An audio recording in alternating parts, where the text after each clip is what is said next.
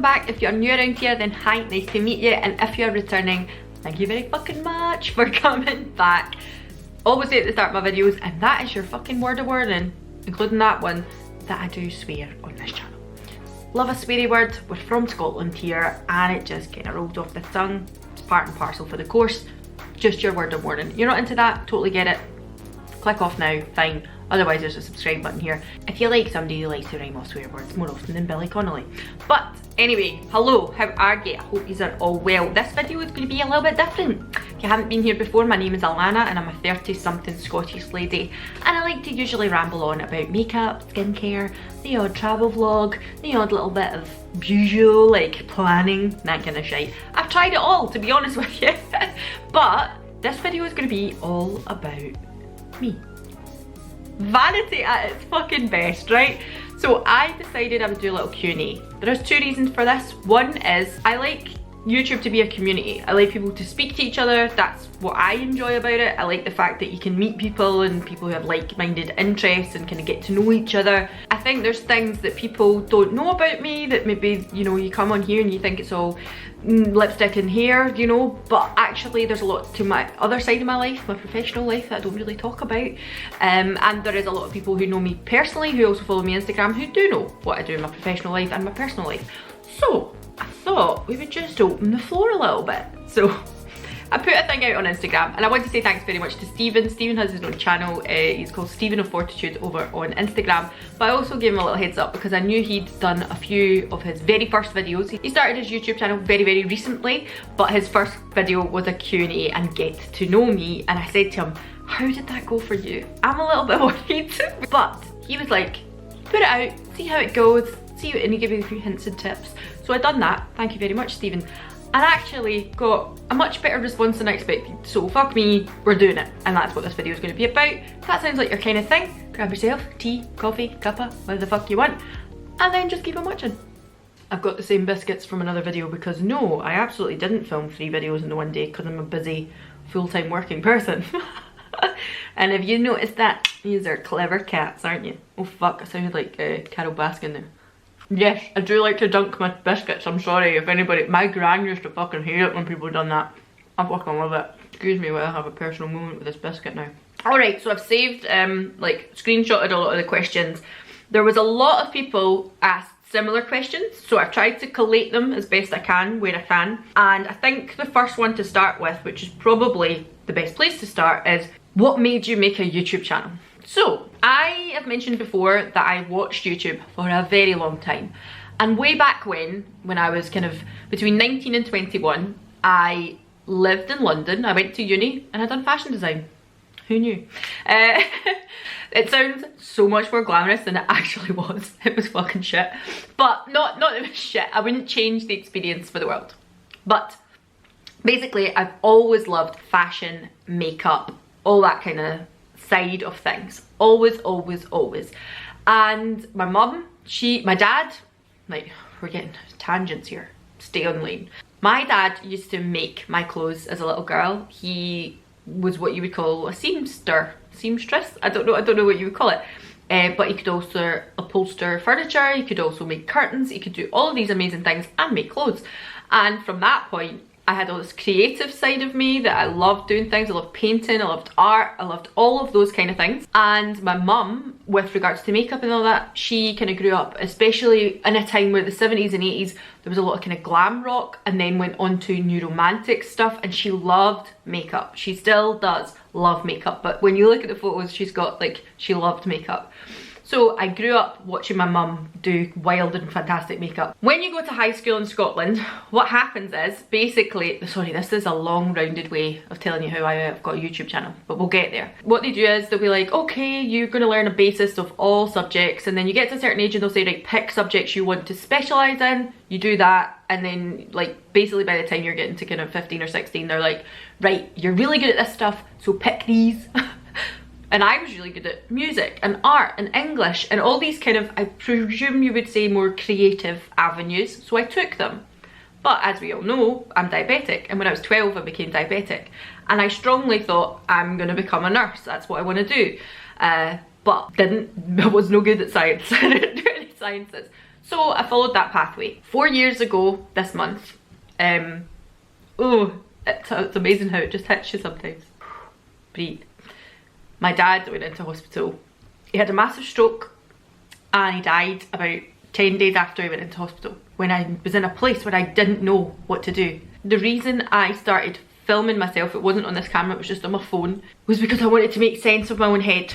And I'm not someone, I do write things down. I have a bullet journal and I like to be organised, but it's for organisational purposes, it's not for thoughts and feelings purposes. And writing things down is just a rambly shambles, to be honest with you. Whereas if I sit and talk in front of a camera and watch it back, I can make sense of my thoughts and feelings. And that's what I started to do. That didn't go onto YouTube, obviously, because fuck, like that would have been, like, I don't know, I just wouldn't have been in a place to do that. But then I did start thinking, do you know what I've always loved? I've always loved makeup, I've always loved fashion, and I thought, do you know what I'm going to do? I'm going to start a YouTube channel, and the reason being because I want to talk about diabetes, I want to talk about makeup, I want to talk about everything, basically. I soon realised, like, there's only going to be a certain amount of people, like diabetic people, who are necessarily going to be into makeup, and there's only going to be a certain number of people who are into makeup that are diabetic.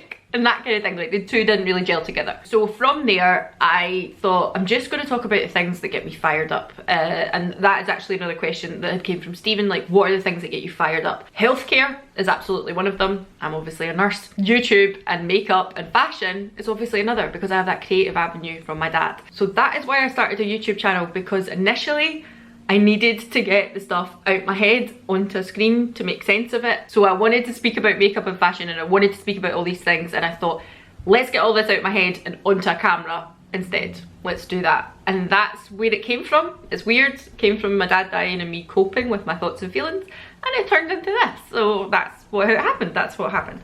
So that was a really, really long answer, but I hope that answered a few people's questions, because I know there was a couple of people asked a few things that kind of link in with that. Another thing that Maria asked me was, if I had to save just 3 items and take to a desert island, what would they be and why? Initially I was like, does she mean like anything at all? Because I would have to just take 2 cats and Alan and that would be me. That would be me. And like, oh fuck, like we're fucked, but we have each other.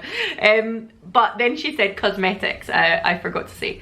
So basically I would say, are we allowed to count SPF as not a cosmetic? It's more of a skincare thing, right? So if I had SPF already, I would need to have a mascara.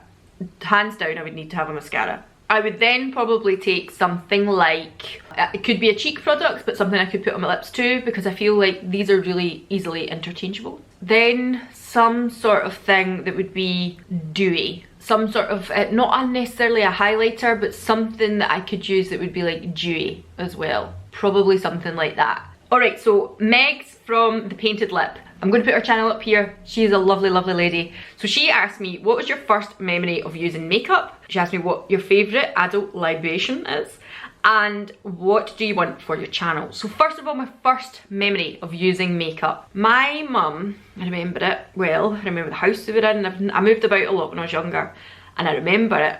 She had a little palette, and it was from Miss Selfridge. I don't even know if Miss Selfridge exists anymore, and if it does, it certainly doesn't do makeup.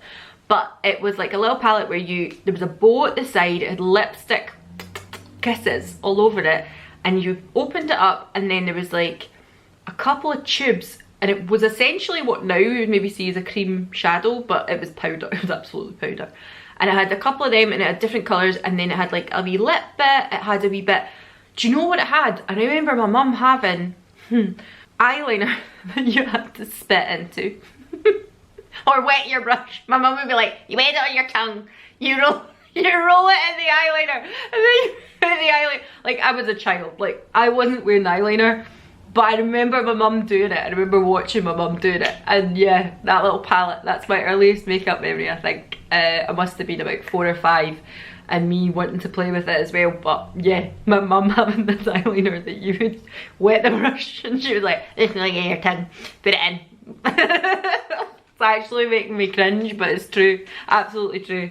And I'm glad I've got the memory, to be honest with you. So that's my earliest makeup memory. What's your favourite adult libation? Right, that's very, very difficult. Very difficult. I love a lot of booze. So basically, I love wine, I love beer, I love going for a pint.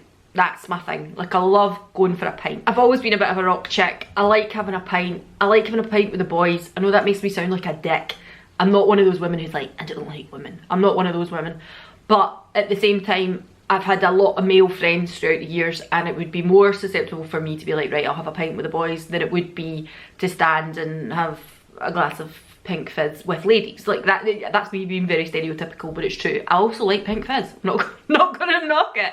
I think I like all booze. My favourite, if I had to pick, depends on the situation. So in the summer, pint, love it. Beer garden, great. With a nice meal, red wine, all the time.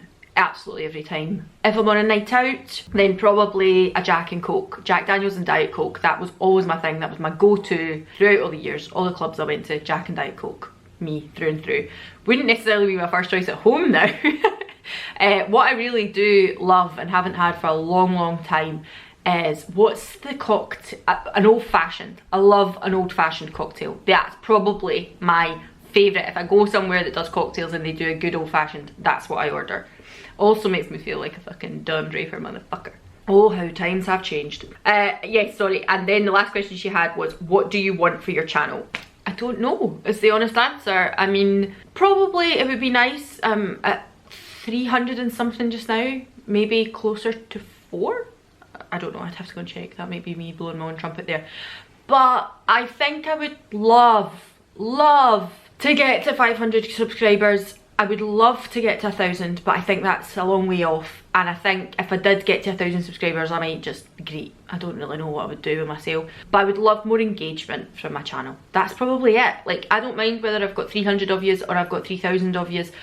I want more engagement from my channel. I want people to be involved, because that's the reason, as I said, why I got into this in the first place, because I just felt like I had no other output. And this is where I bring it. So that's probably what I want for my channel. And to follow up on the drinks question, Anna actually asked me what my least favourite alcoholic drink was. So, I hate white wine, hate it. Can't even drink it for a second. Even the moment it touches my tongue, I'm like, bleh. I don't like it. I love rosy wine, I love red wine. That is my thing, adore it. But white wine, to me, it gives me instant heartburn. The minute my tongue tastes it, it's like my body just goes like heartburn in an instant. I've never had a white wine I've enjoyed, ever. And I know a lot of people, you know, if you go and have like fish as a meal, like if you have a fish dish, people will be like, oh, you have white wine with your fish dish. And I'm like, no, give me a glass of Malbec, thanks. Like, no, I am not drinking white wine. I do like fizzy bubbles. I like a little bit of Prosecco, like a bit of champagne. I can have that, and yeah, it does give me a bit of the heartburn, but I enjoy it, it's nice. But not white wine, hate it. That's probably my least favourite alcoholic drink. She also asked me what my favourite soda was, so I would say that's ginger. I've said that before. In Scotland we would call fizzy juice ginger. And I don't know, I'm not going to count Iron Brew as my favourite, but it's like a classic. It's like, I don't know how people in other countries cope with hangovers if you don't have Iron Brew. Like, I don't know what you do, because if you don't have Iron Brew, how do you get through your hangover? I have no fucking idea. But basically, I feel like my favourite soda, if I had to pick one, because I've always drank diet juice for 21 years, so I've not had as much variation of sodas as other people did. I remember I went to America when I was 19, right, and we went to Walmart, and when I walked in, I was just like, oh my, like, there's so much diet choice when it's here. It was like, Diet Coke, Diet Iron Brew, that's your whack, you're getting fuck all else. It's got much better over the years. So if I had to pick my favourite diet juice, I'm going to say a little bit of an oddball here. Lilt, Totally Tropical, Lilt Zero. I really like that. I like that, it takes an ocean for it. But my probably most regular one is probably Diet Iron Brew or Pepsi Max Cherry, if I'm honest with you. She also asked this is Anna, sorry, I should say that again. She also asked what my dream destination would be. Now, I think that Syra also asked me this, like, where would you most like to visit? Jill certainly asked me something along those lines, and sorry, I'm getting a bit of a frog in my throat. No, my apologies, it must have been Jill that asked me, so where's your favourite place you've ever travelled to? We've travelled quite a lot. We're very, very fortunate. I have to say, we are very, very fortunate.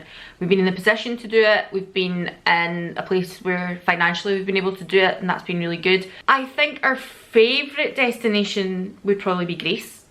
And again, it depends on the type of holiday. If I'm going for a hot holiday, it's probably going to be Greece. If it is a cold or like a winter city break holiday, we have had so many that I've enjoyed intensely. And Berlin, fucking amazing. Love it as a city. It's amazing. Poland, I have visited 4 different places in Poland. Warsaw, Poznan, Gdansk and Krakow. I love Poland. I think it's amazing. It's very difficult to pick one. I've been to Bratislava, I've been Vienna. Vienna was up. Do you know what? I'm just gonna put my travel travel vlogs up here because I've got quite a few of them. I think there's certain ones that won't be there though, because I think the very first vlog I ever done was Gdansk, and we'd been a few places before that. Barcelona, I've been to several times, but probably one of my favourite memories was the Barcelona trip, because I surprised Alan. He didn't even know he was going to Barcelona. He thought he was getting on a train to London, and lo and behold was going to go and see a Champions League match. So that was me being like, oh, touch me, why don't you? It brought a tear to his eye basically in that memory, because it made me feel like I'm so glad that it made him feel good. I have been to America. The places I've been to in America, I probably wouldn't go back to. I'm really sorry. The places I've been to in America, I was only 19, but I was just a bit like, I don't know if this place is for me.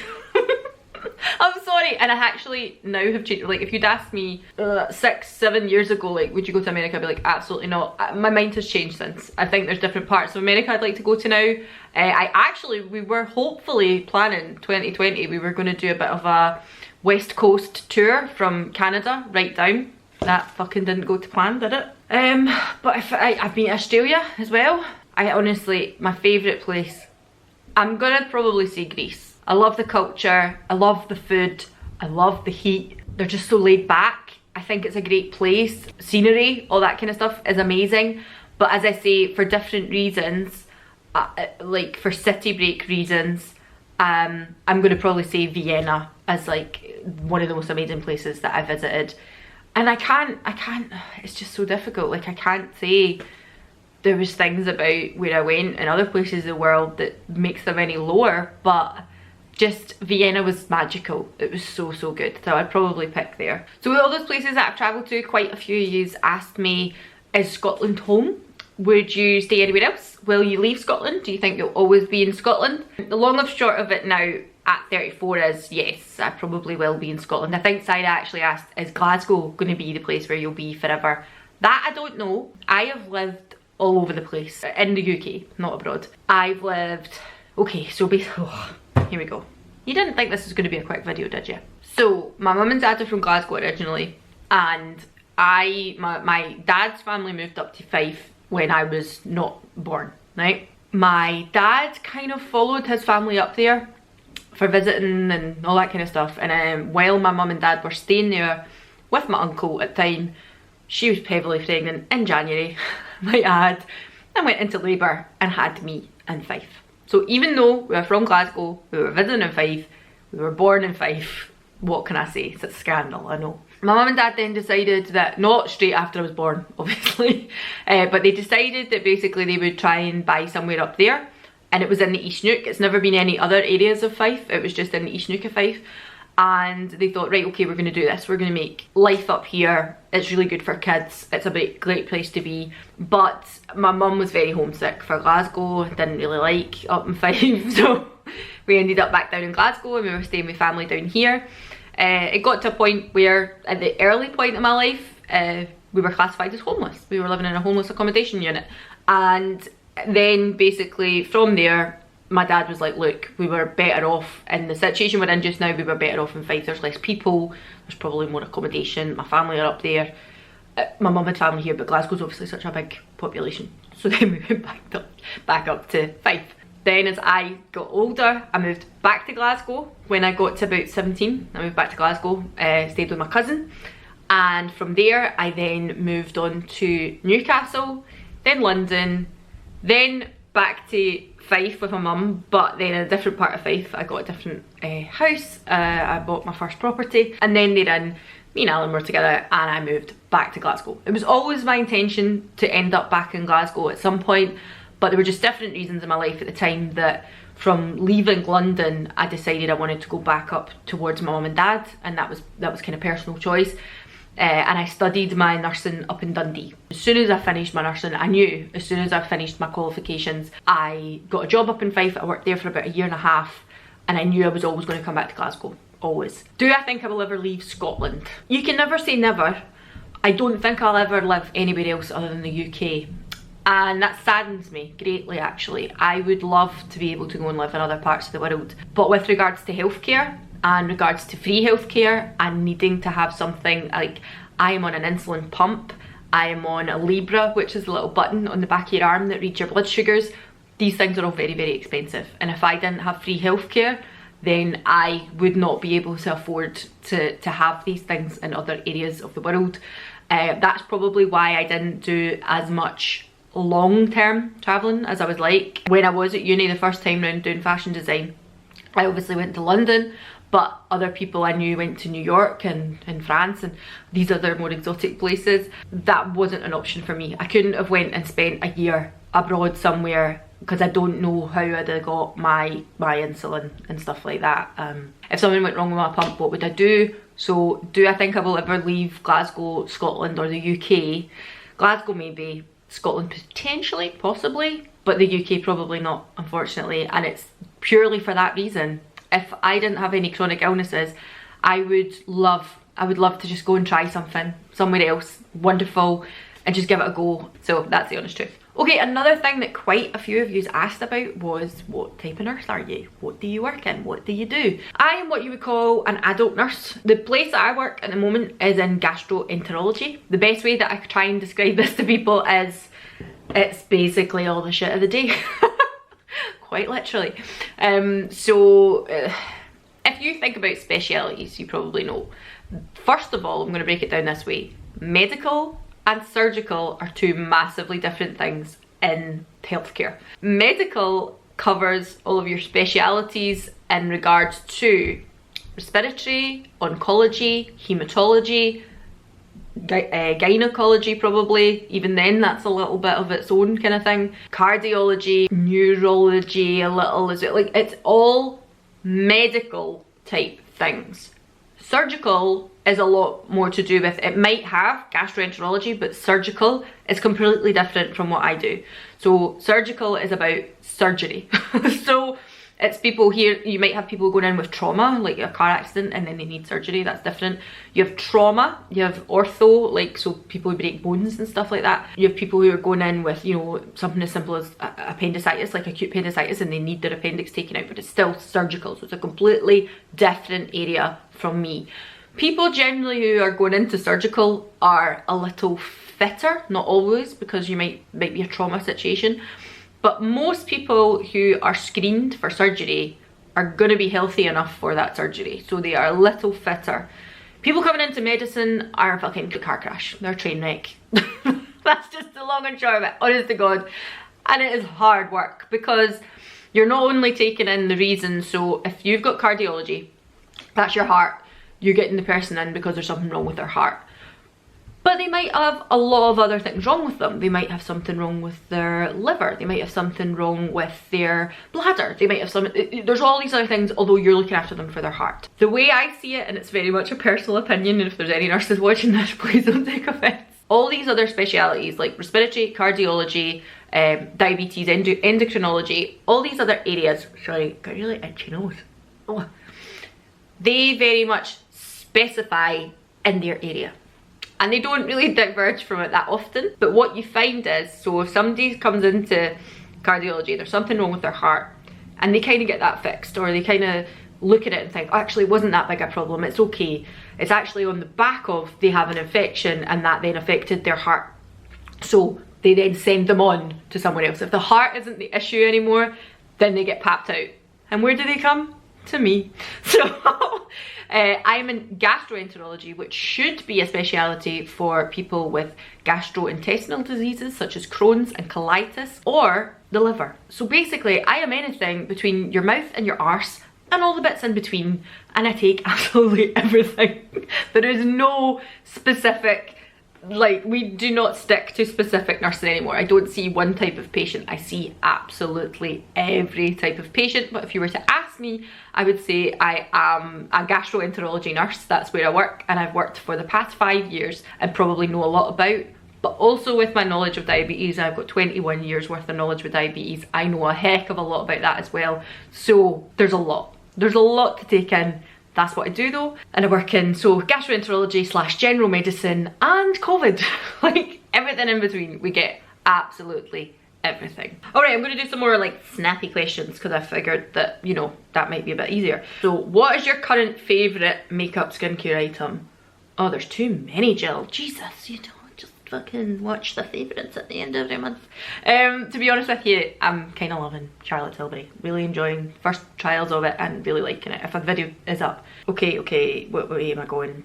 Okay, Stephen asked me, what is your least and most favourite part of YouTube? As I've said already, most favourite part is the connection, the interactions, the, what's the word called again? Engagement. Makes me sound like a super duper influencer. The engagement, I like that. That's what I do it for. That's why I love it. What don't I like about it is the fact that you can't, like, I like the fact on Instagram that you can see somebody's put something up and you really enjoyed it and you can share it with other people so they then share it. I don't like that I can't put on Instagram, here's my latest video, and people can link right through to it. That annoys me. I wish there was a way on YouTube that you could like big up people that you like and then they would get more views, including myself obviously, because I think there's a lot of people who are getting more views because either scandal or clickbait or, you know, it's just a lot of drama stuff going on, whereas I think real people who are doing stuff like this and real content creators that I really enjoy don't get enough, they don't get enough praise for it. Can you speak any language other than English? And if so, can you say something for us? No. Absolutely fucking not. I did do French when I was at school. I can say very basic Polish, like, okay, so dzień dobry, that is good morning, I believe.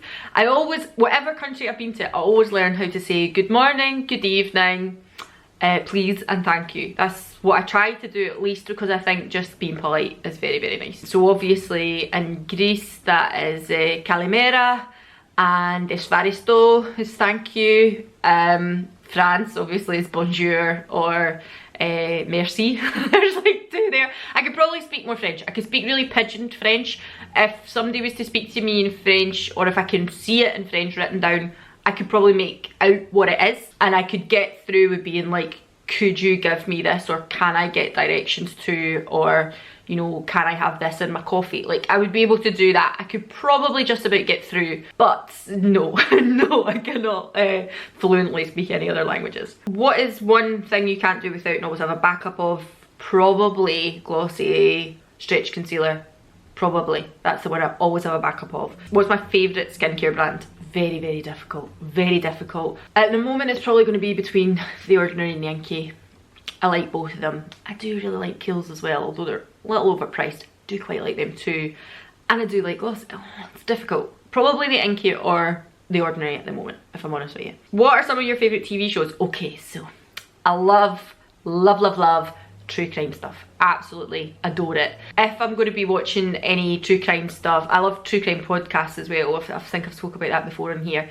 But I love things like all the kind of documentary, like the Ted Bundy documentary, the one about the Ripper that was on lately. I quite like thrillers like that as well. What was it called? The Sinner. I like things like that as well. Love a bit of true crime. But also love a bit of real daft, silly stuff as well. Me and Alan watch a lot of daft, silly stuff. We just finished Schitt's Creek, yeah, I know. We are really, really late to the party on that one.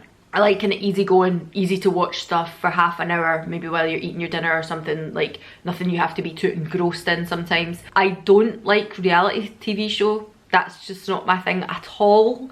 I've never ever liked it, just can't get into it, don't get it at all. With the exception of shows like maybe like a drag race type thing, if it's like a competition, and I used to love Project Runway, stuff like that. If it's like a competition type thing, I'll like it. But if it's just generally 8 people living in a house or shagging about a beach somewhere. It's not for me. I don't want to know. I also love, right, okay, so I love adult cartoon humour. My most favourite one at the moment, and it has been for the last couple of years, they've got, God, maybe 4 seasons out now, 5 seasons, is Big Mouth, which is so crude and so lewd and so inappropriate and quite obviously for adults, but done in such a way that it looks so childish, and I think it's brilliant, and I think it covers some really good topics, even though it's like sometimes you're watching it being like, oh my god, did they actually just fucking say that, oh my god. But I think it's places that we've all been, experiences that we've all had, and I think it's so good. I used to love South Park as well, like love it, thought it was great.